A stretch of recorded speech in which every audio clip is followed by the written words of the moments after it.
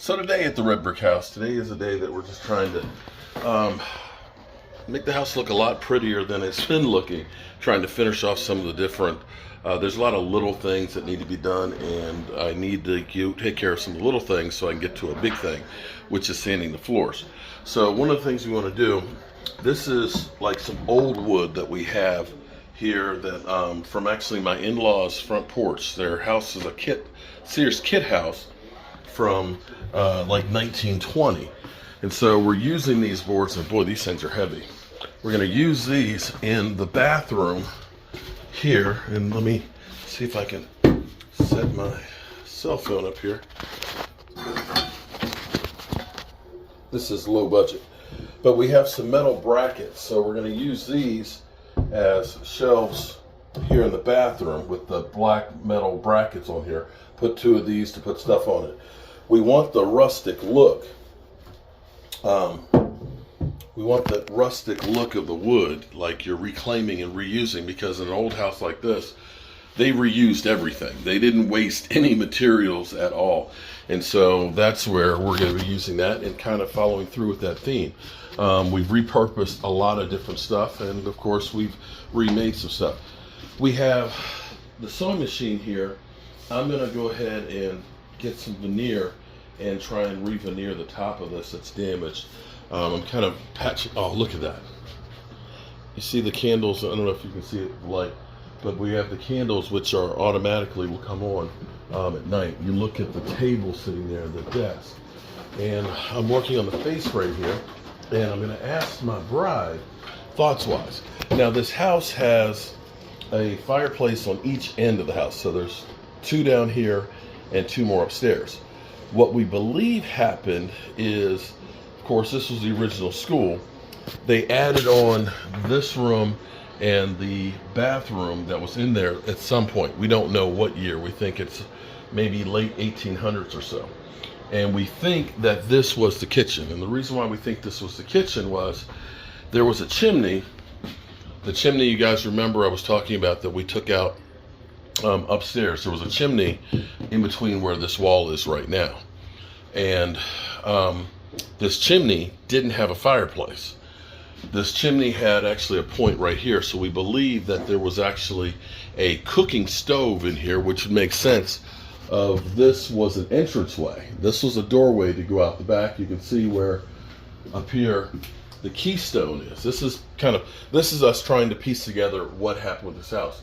You can see this is the keystone right here, and this would have been a doorway. You see how tall that is? And so they ended up filling this in, and this makes sense because on the other side of the wall, we know that there's a spot where there was wood that was on the other corner. So they put this in here to help fill in the space, and they probably used this in the kitchen while they were cooking and stuff. So we now know that this chimney would have been used for that. When we first, and if you go back to the very first video where I went through the house, you'll see this chimney, which was in the wall, okay, it was mostly on the other side, had a mantelpiece that was on here. No fireplace, it was just a real tall mantle. Well, the mantle was very, very skinny, and I just love looking, oh. See, this is where the natural lighting constantly comes in the house.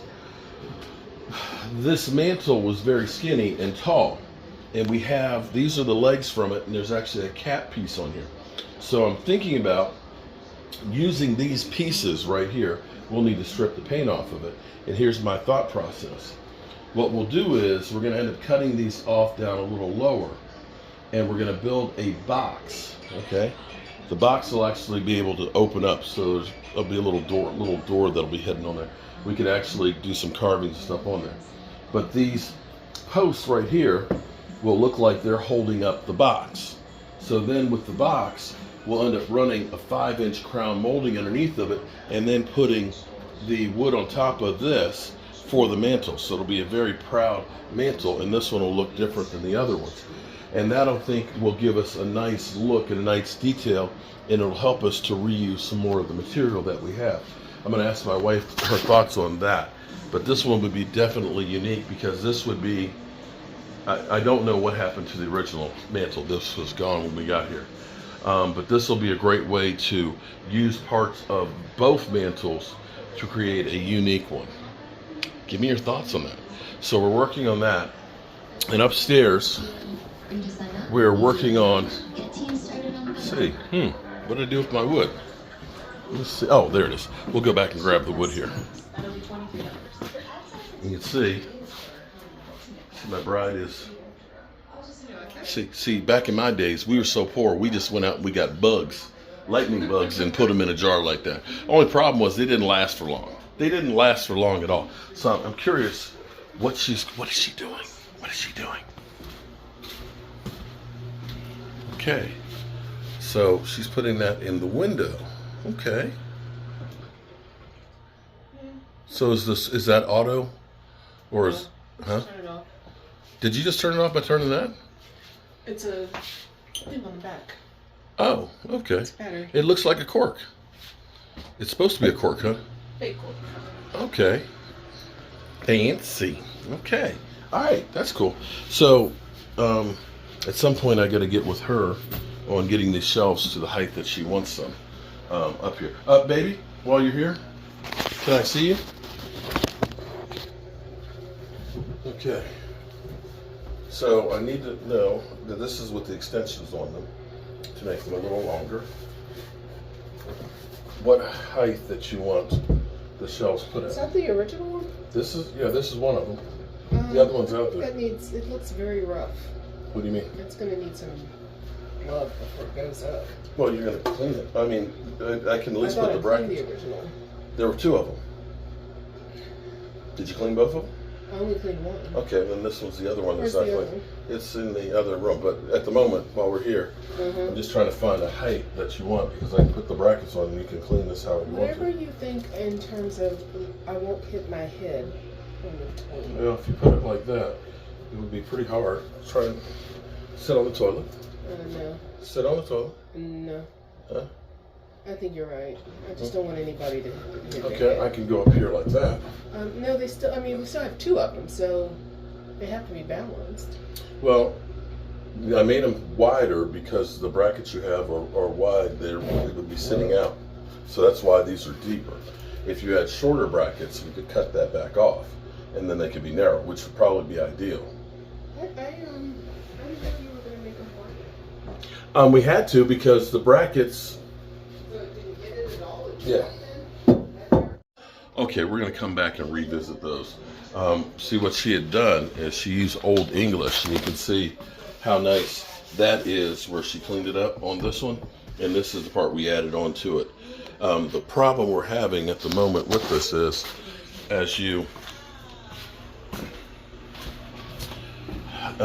is now that they're deeper, you want to make sure that they're not too far out that somebody's going to hit their head on it. And now the question is, because I'm thinking that this is about the right height, is having it the look of having two. Ideally, she wanted to have one down here low and one here, basically the height of that. But now you're talking about that literally hitting your back of your head on it. So we're going to have to hold one up here. My thought is put one here, and maybe we put one up here high. And so that way you could put like the bath salts and things like that up there. But we'll see. We'll revisit that. She's going to clean those up before we do that. Yeah, because see that, honey, I don't think I said that before. We put this one up over the bathtub, then you can put the bath salts and stuff like that for the bathtub there. Okay. Moving right along. We're going to go back upstairs and I'll show you what we're doing up there.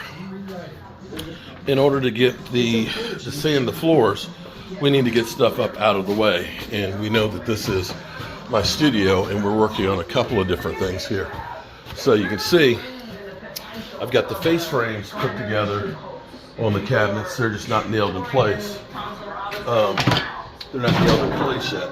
And I'm gonna need to make this a little bit wider. Now, this one is just gonna be a tall cabinet. This one's gonna have 3 drawers in it, so that way we can, put stuff in there. And this is the other face frame that we're working on for the one downstairs. The dresser, we've got some places where the veneer is messed up on here. So I've actually got some mahogany that I've cut down, and we're trying to fill in the spaces here, and we'll sand that out to make it match, so when we finish it'll be looking the same or close to it. I'm not going to make it perfect. That, and I've been trying to get this thing done for a while, and I've got the pieces cut here to finish putting this together, put the cap on it, because when everybody's sitting here watching my live streams and stuff, they're always seeing an unfinished cap. So now I'm finally finishing it. So that's what we're working on today. Once I get the pieces for the dresser done, I can get the sawhorses out of here, and I can go ahead and sand out the dresser. I can leave it over there and stain it over there, but then I can start sanding the floor, and I'll just have to move stuff to the other side as I start sanding more and more. I know I'm going to have quite a bit of places where I'm going to need to fix the floor, like I did downstairs, where I see there are some really bad spots, but we'll get to that as we get to it. All right, good people, go finish putting this face frame together, and go from there. Well, good Saturday morning, friends. Mark Holmes here, and as always, I want to say thank you all for watching, commenting, subscribing, and being part of Jobu's Day Job. Man, I've been up here in the attic. We're getting down to real cold weather, and I've decided to put an extra layer of insulation up in here, an R19 on top of the R38. And I realized I missed, like I did in the basement, a few spots that lead to cold areas. And one other thing that we've discovered too, and was recommended by my brother, is we put one more return in. And the reason being is, when our bedroom door is closed, it seals it up, and you don't get the convection that you should with the door closed. Especially during the daytime, we keep the door closed so the dust won't go through. Well, as the air conditioning system goes, you can only put in what you can take out. And so we ended up putting a return in over here in the closet, so that way it's the furthest point away from the other one, and it's going to allow, when the doors close, that air to circulate better in the room. So I've got it tied in over there. I've got the extra insulation up here in the ceiling, and this should make it a little bit warmer in here. This one room, unfortunately, 3 sides and of course the ceiling are all exposed to the weather, so this spot gets more cold air around it, so it's harder to heat and cool than it is when you're dealing with the brick walls in there. You're not feeling air blowing in, but you do get cold spots from where there's not as much insulation and it's not circulating. So I am done up here, and it's hard to believe it's about 40 degrees outside, and I'm sweating like a pig climbing over these pipes and everything else, but I'm glad to be done. I'm going to change the filter while I'm here and get out.